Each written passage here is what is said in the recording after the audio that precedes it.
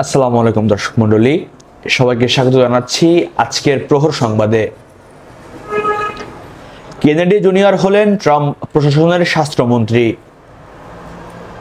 নবনির্বাচিত মার্কিন president Donald Trump স্বাস্থ্যমন্ত্রী হিসেবে জুনিয়র কেনেডিকে নিয়োগ দিয়েছেন।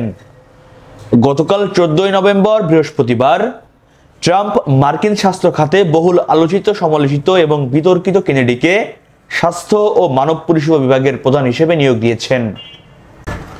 চট্টগ্রামে ডেঙ্গুতে মৃত্যু 1, নতুন আক্রান্ত 25। চট্টগ্রামে ডেঙ্গুতে আজ এক নারীর মৃত্যু হয়েছে। নতুন করে আরো 25 জন ডেঙ্গু রোগী হাসপাতালে ভর্তি হয়েছেন। জেলা সিভিল সার্জন কার্যালয়ের ডেঙ্গু কন্ট্রোল রুম আজ দুপুরে জানিয়েছে, নগরীর হালিশহর এলাকার 47 বছর বয়সী নাসিমা আক্তারকে 9 নভেম্বর চট্টগ্রাম মেডিকেল কলেজ হাসপাতালে ভর্তি করানো হয়। সেখানে চিকিৎসাধীন অবস্থায় আজ তার মৃত্যু ঘটে। এ নিয়ে চট্টগ্রামে ডেঙ্গু আক্রান্ত হয়ে গত জানুয়ারি মাস থেকে এ পর্যন্ত 35 জনের মৃত্যু হলো। প্রধান উপদেষ্টা COP29 যোগদান শেষে দেশে ফিরেছেন।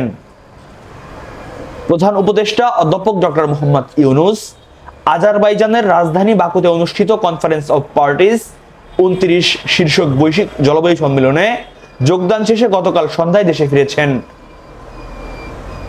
সারা দেশে দিন ও রাতের তাপমাত্রা হ্রাস পেতে পারে।